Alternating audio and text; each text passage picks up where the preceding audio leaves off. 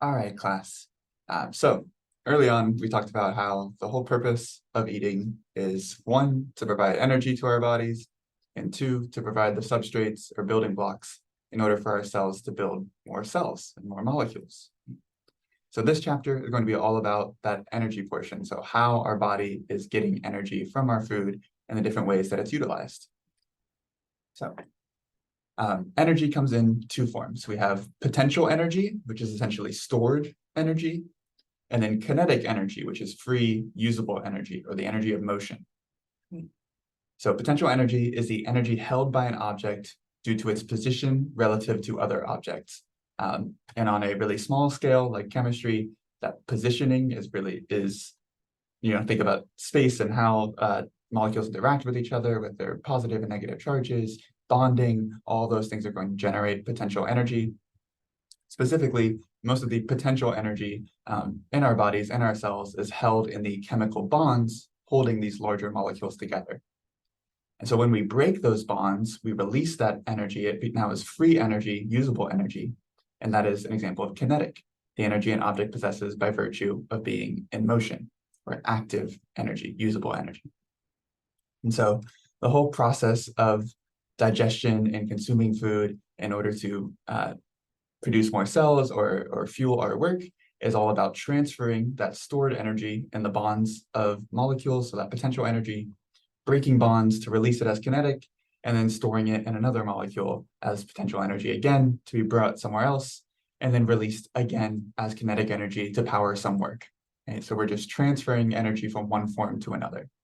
And that is because energy is neither created or destroyed. So something that was developed in physics a long, long time ago called the laws of thermodynamics. And the first law of thermodynamics is that the total amount of energy in our universe is constant. Energy is not something that is created nor destroyed. It is simply transformed into different forms.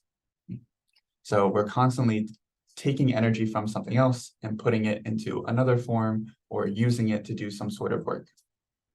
Okay, the second law of thermodynamics is that one result of all energy transferring, so every time that energy is being transformed into some other form or being utilized in some way, there is going to be heat produced as a result, and thus a small amount of energy in every single chemical reaction, every single transformation is going to be lost to the environment as that free kinetic energy that does not get harnessed and used.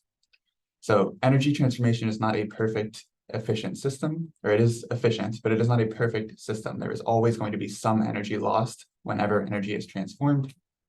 And so trying to develop pathways that use as few steps as possible, so as little number of chemical reactions as possible. So something that only takes 2 chemical reactions is going to be much more efficient at utilizing that energy compared to something that takes 10 chemical reactions. And that's because we want to lose as little energy as possible to our environment as heat, because that kinetic energy that is lost as heat cannot be used to perform work.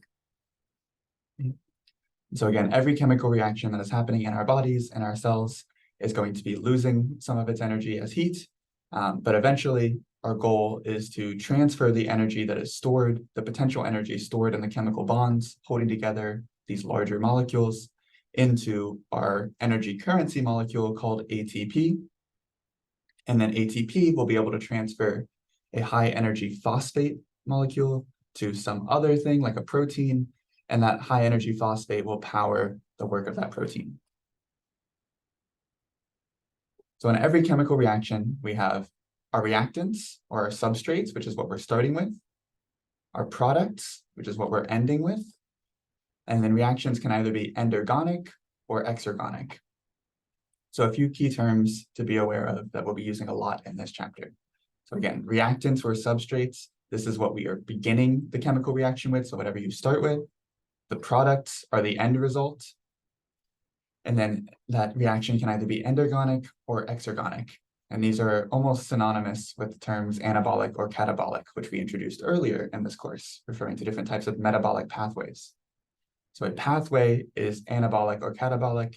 An individual reaction is referred to as endergonic or exergonic. And this is referring to where the energy is going. Okay, so ender, this prefix ender, means into, and exer, this prefix exer, means out of. So an endergonic reaction is putting energy into a molecule. So any kind of endergonic reaction is going to start with small substrates and end with a larger product. And thus energy is going to be input into this chemical reaction to be stored in the bonds holding together that larger molecule. And our anabolic pathways are the metabolic pathways that build large molecules. And so anytime a larger molecule is being made from smaller pieces, that is an endergonic reaction. Some energy is going to be stored as potential energy in that molecule. An exergonic reaction is the opposite. So catabolic pathways are those where large molecules are being broken apart into smaller molecules. In an exergonic reaction, that is going to release energy from that system. So breaking the bonds holding together these large molecules, releasing the smaller pieces, as well as some kinetic energy into the environment.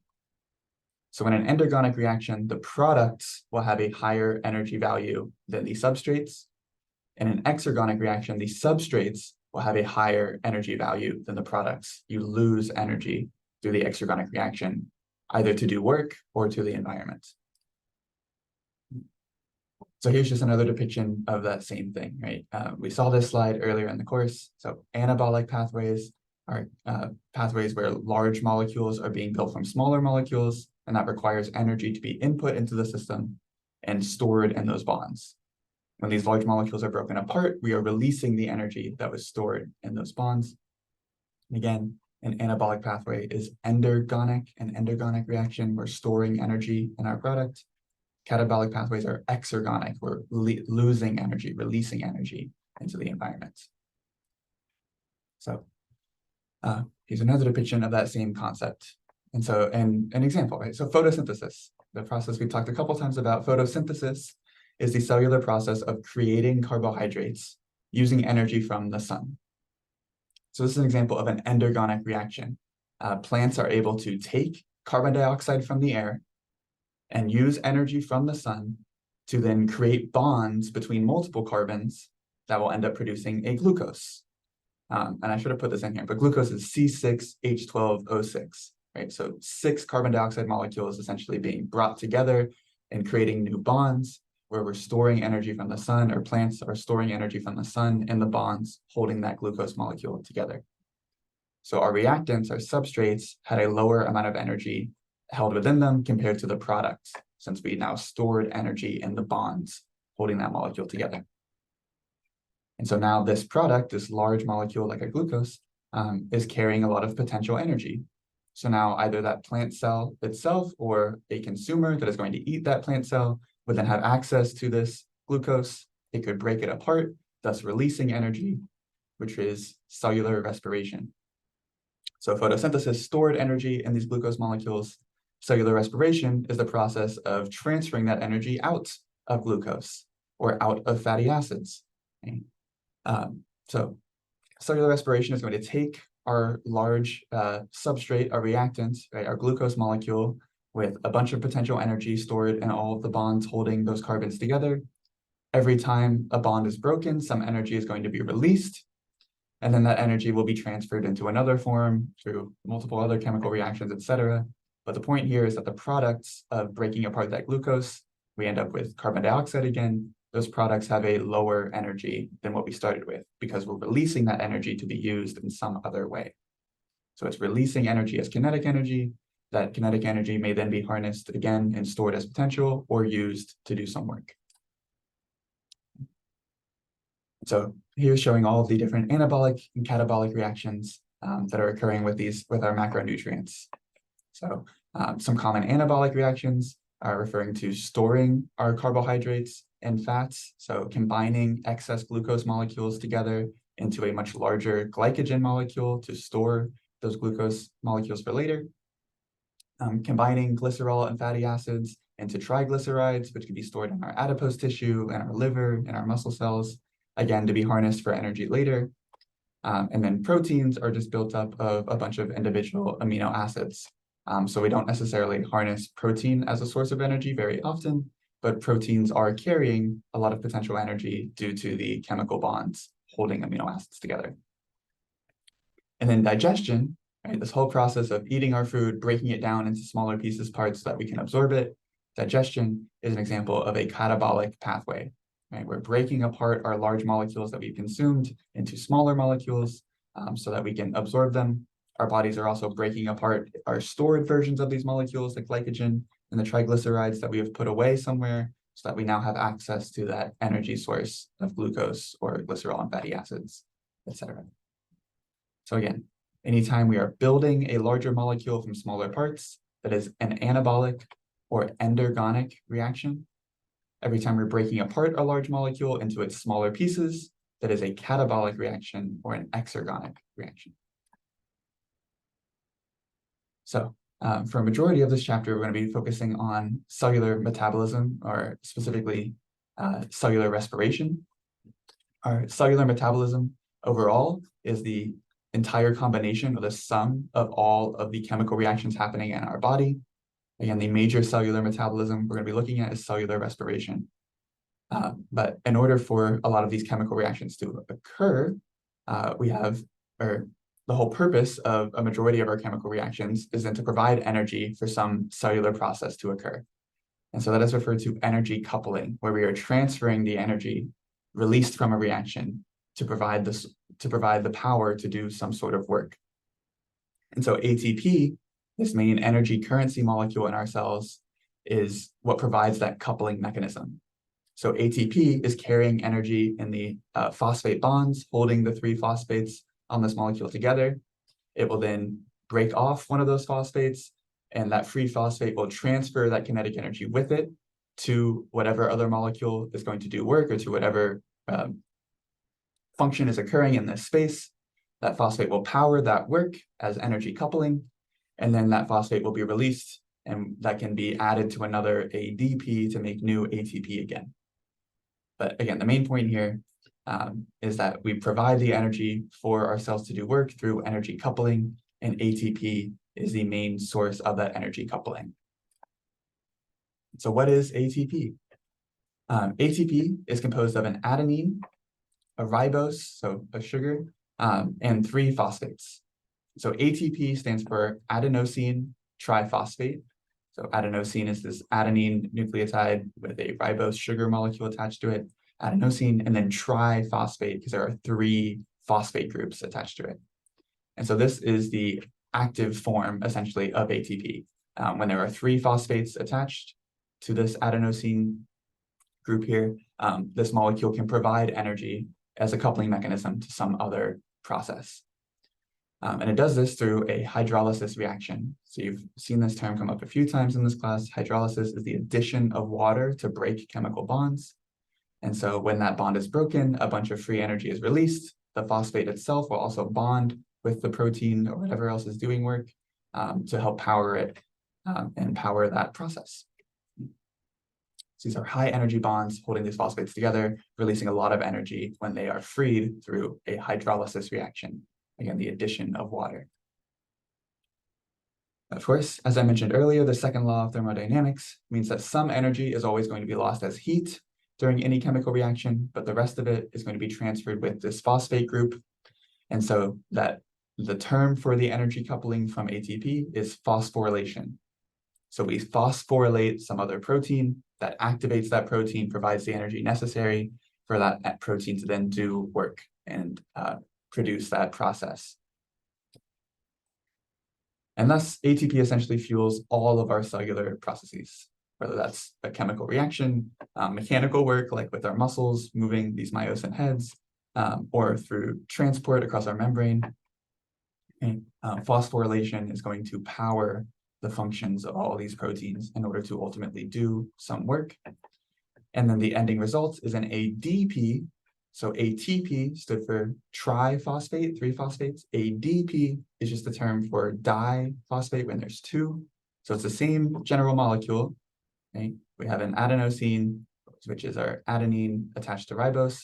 But now that we've released one phosphate, we only have 2 phosphates, so diphosphate. So again, ATP is the energized form. ADP is the unenergized form, essentially. Which can be combined with that free phosphate again in order to make a new ATP molecule. So we're just constantly recycling ATP into ADP plus a free phosphate and then back. Right? So the energy released from our other exergonic reactions every time we're breaking apart a molecule like glucose is eventually going to be used to help rebind this phosphate group to ADP, creating ATP. So we're taking the energy out of the bonds of other molecules, using that energy to create this bond in ATP, and then ATP will go and release energy for our proteins to do work. Enzymes are also required in order to drive reactions. So chemical reactions can just happen randomly and are happening randomly in the environment all the time, but our cells can help control or increase the rate of chemical reactions through enzymes. And essentially what enzymes do is they lower the amount of energy needed to start a chemical reaction. So every chemical reaction that occurs is going to require some amount of energy, whether that's an endergonic or an exergonic reaction, it doesn't matter. Some amount of energy is going to be needed in order for that process to begin. And so these enzymes come and essentially reduce the amount of energy needed to start that process. Thus, they allow that process to happen easier and more quickly. They reduce this barrier that would block the chemical reaction from happening without them. So they're reducing our activation energy, or EA. So energy, activation, energy, right? Anytime you see reference to this symbol, E, referring to energy with an A subscript, that is activation energy. And so typically, if you're measuring activation energy, you're also looking at something related to enzymes, because enzymes lower that activation energy, right? They reduce that barrier, allowing the reaction to proceed with less energy input, thus happening faster and more frequently. Right? And so whatever chemical reactions or processes that we make enzymes for and make an abundance of those enzymes for, those are going to be the main chemical reactions happening in that cell. If you don't produce an enzyme for some chemical reaction, it is very unlikely that that reaction occurs because the activation energy is going to be so high. And enzymes produce this result by essentially keeping these molecules close together and providing a, what's the right word? Like, I don't want to just say coupling mechanism again. Providing a pathway for ATP to provide that energy, essentially. Like without the enzyme here, in order for this fructose molecule to break apart into glucose, or sorry, for this sucrose molecule to break apart into glucose and fructose, it would need to randomly be exposed to a high amount of energy in order to break those bonds. But with the enzyme here, it is a much larger target that attracts ATP molecules. That ATP can phosphorylate the protein. That protein will help break the chemical bond and thus release our products. And so in this way, it is reducing essentially the total amount of energy necessary and making it easier to provide the energy that makes this process work. They almost always have specific shapes and chemical properties that allow them to bond with one or two specific molecules. So our enzymes end up being quite specific as to which chemical reactions they assist with. As we mentioned in the last chapter, enzymes, again, a category of protein. These are just the proteins that specifically work to make chemical reactions happen faster. So just like with other proteins, enzymes have ideal temperature ranges and ideal pH ranges in order to be active and to not denature. So pepsin, the enzyme that chemically digests proteins in our stomach, requires a low pH, which is perfect for the low pH, the very acidic environment in our stomach. Whereas amylase requires a generally neutral pH, such as that in our saliva, and can withstand a slightly basic pH, such as that in our small intestine. And enzymes typically also come along with a cofactor or coenzyme, which help either activate that enzyme or just assist with binding with whatever substrate, right, with whatever reactant this enzyme is going to be responsible for. And so cofactors and coenzymes do the same thing. They either activate that enzyme or assist with substrate bonding, so they just help with the function of that enzyme. But cofactors are inorganic molecules, so those that are not carbon-based, those that are not considered macronutrients, and coenzymes are organic molecules. So again, cofactors are inorganic, so think minerals. Coenzymes are organic. So think vitamins. So carbon-based vitamins, non-carbon-based minerals. Cofactor, inorganic minerals. Coenzyme, organic vitamins. Okay? And so some common coenzymes that you may have heard of if you've taken a biology course before are NADH and FADH2. These are the coenzymes of cellular respiration, which we'll talk more about again in the next PowerPoint from this chapter. Okay. So ultimately, what fuels our body is all going to come down to ATP. Our cells really just function off of ATP. So we need ATP to be available in order to power the work to be done. When a cell runs out of ATP, it has creatine phosphate, which we can use to quickly make a small amount of ATP by just transferring that free phosphate group. But then a majority of our ATP is going to be created through the catabolism of carbohydrates and fats. So the breaking apart of these larger molecules in order to harness that energy into new ATP molecules.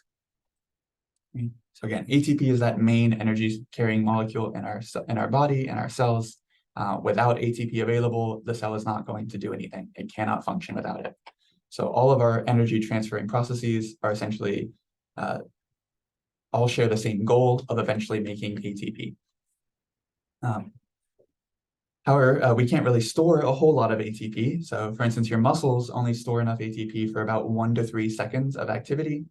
So as soon as that ATP has been used up very early on in your activity or exercise, your cells are going to start these other processes, these other metabolic pathways that are going to eventually end up creating more ATP. And this can be done with or without access to oxygen. When the cell does have access to oxygen, it is much more efficient at creating ATP and can make a lot more of it. But sometimes we're not breathing fast enough to keep up with the work that our cells are doing. And so in the case that it does not have access to oxygen from our blood, we can still make a tiny amount of ATP without it. Okay? However, fatty acid metabolism, so in order to harness the energy from our fats, from our lipids, that we do require oxygen. So we cannot harness ATP from our fatty acids without access to oxygen. That's why fatty acids are really only used as a primary energy source during low intensity exercise or rest, when our body is efficient at getting oxygen to the rest of our body. But when we are doing high intensity exercise, our muscles are more active than our circulation can keep up with. And so eventually they will run out of access to oxygen or they won't have enough oxygen to power the entire cellular metabolism. And so we'll have to make some ATP without access to that oxygen. But again, the first step when we run out of ATP is going to be harnessing creatine phosphate as the quick source of new energy, of new ATP. So creatine phosphate is just a creatine, which is an amino acid with a single phosphate attached to it. It's very quick and easy to then break that phosphate off of creatine and transfer it over to an ADP molecule, now creating a new ATP. So this is the first step as far as creating more ATP when our ATP is being used. But there's not a high amount of creatine phosphate that is stored in our cells. It is in the highest concentrations in our muscles and our neurons, but not enough to power more than a few seconds of work after we run out of ATP. Okay. So a majority of our ATP is going to come from breaking down our carbohydrates and our lipids. So the first step is going to be those free carbohydrates. So we have some excess glucose that is just floating around or available in our muscles and neurons. We have glucose in our blood that is constantly circulating so that it can be absorbed by cells that need it. But a majority of our glucose is stored as glycogen, right? That large polysaccharide of many, many glucose molecules bonded together. And so we can release those free glucose molecules from glycogen and then harness glucose as a source of energy to produce a high amount of ATP. Again, depending on whether or not that cell has access to oxygen. And so the first step of glucose metabolism, of breaking apart this glucose to harness its energy, is going to be glycolysis. Glycolysis does not require access to oxygen. And so this is, our cells will do this no matter what, whether there is oxygen or not. We will always start with glycolysis. But if there is not oxygen present in the cell, this is where carbohydrate metabolism stops. So this is anaerobic. Aerobic refers to access to oxygen. So anaerobic means no access to oxygen. So anaerobic metabolism of glucose only yields 2 ATP molecules. It's not very efficient. It also ends up producing lactate or lactic acid, which can end up building up and produce that sluggishness that we feel in our muscles after excess work. And so glycolysis on its own is not going to be enough to really power the work that are more energy hungry cells like our muscles are going to need.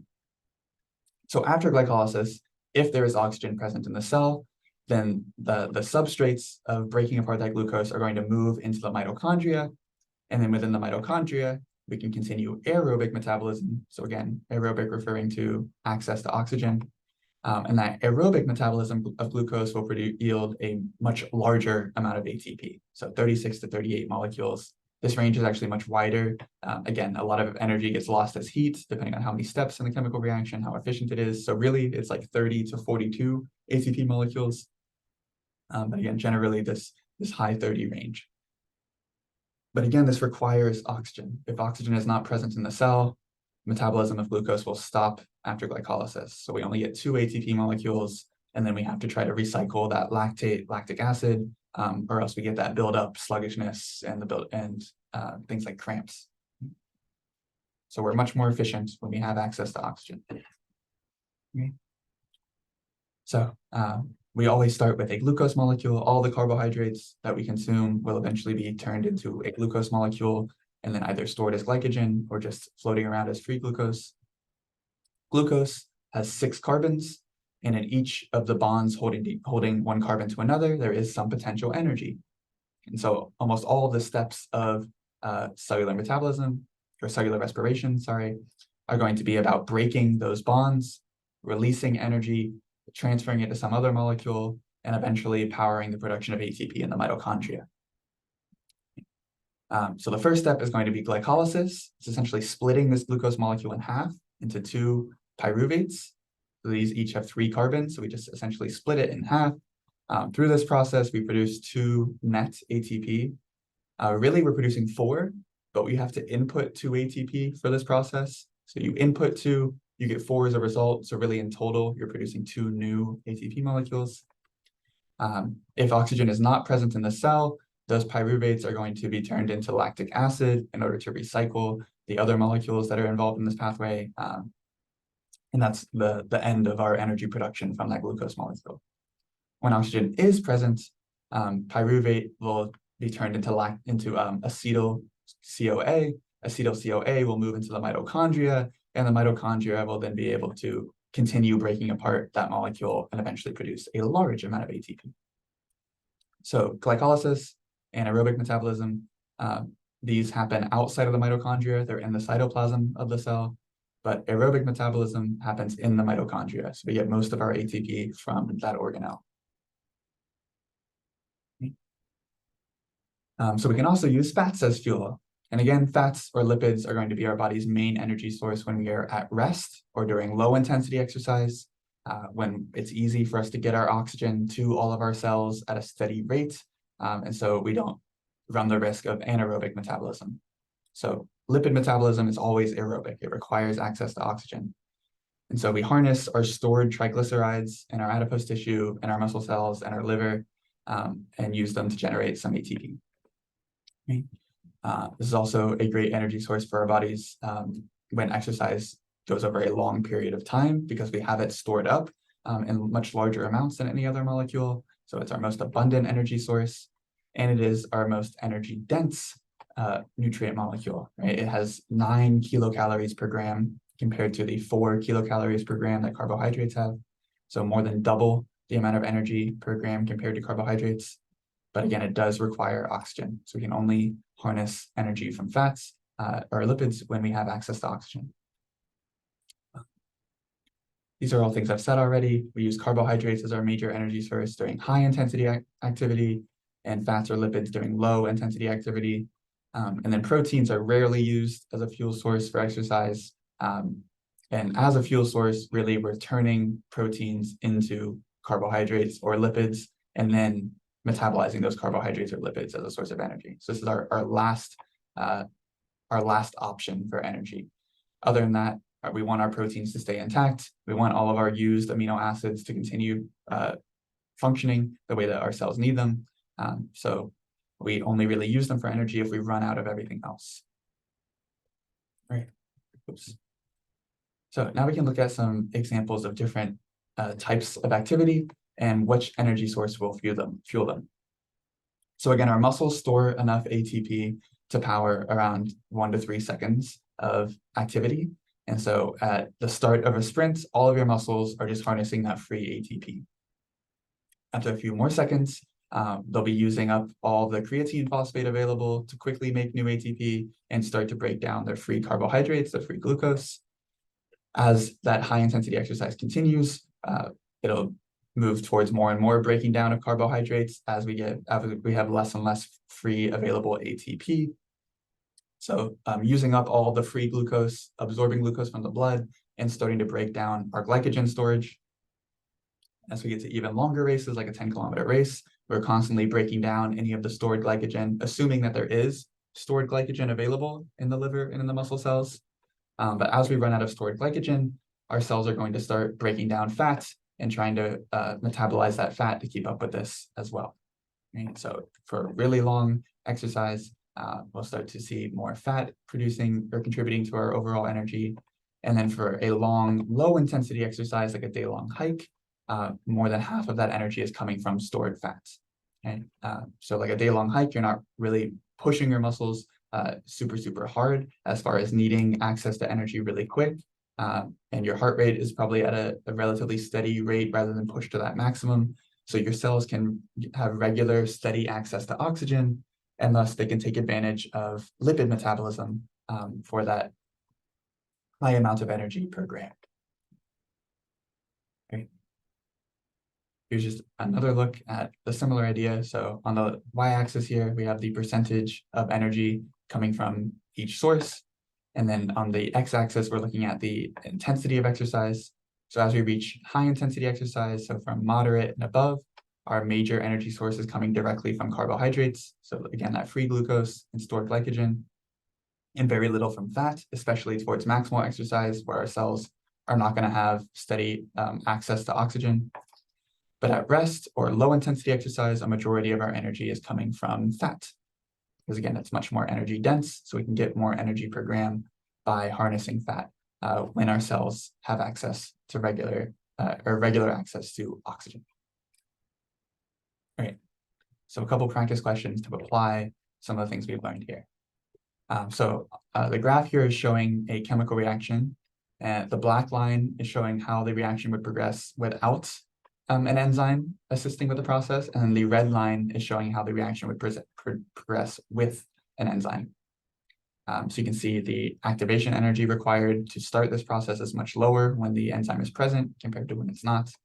We have reactants that have a higher energy at the start of the chemical reaction compared to the products at the end. So all that information is important here.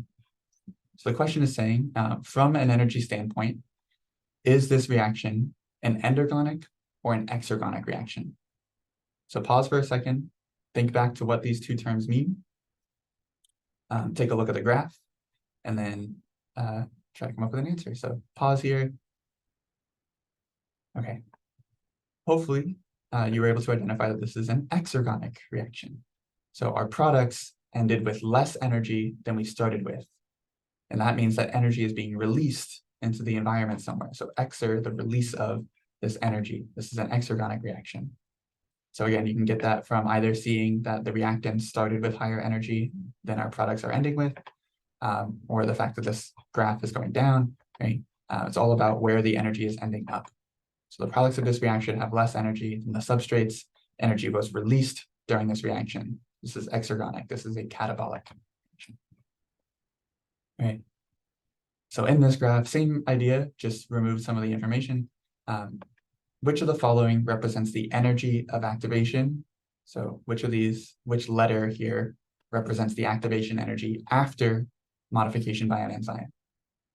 Okay. So to give you a hint, 2 of the letters here are indicating activation energy, but only one of them is showing the activation energy when an enzyme is present. So after modification by an enzyme. Let's go ahead and pause, think about it for a second. Hopefully you identified A. Oh, I didn't realize the wrong graph shows up here. But, so this overall is the activation energy. The black line is showing without an enzyme. The red line is showing with an enzyme. So the total activation energy needed when an enzyme is present is only this amount. The total activation energy needed when the enzyme is not present is that amount. So the answer was A. All right, that's all for this portion of the lecture. I'll see you guys in the next one where we talk about energy transformations at a much more particular level. So we'll be looking at cellular respiration, all the different steps of cellular respiration, and how we can transform fats and proteins into the substrates that we use for these processes as well.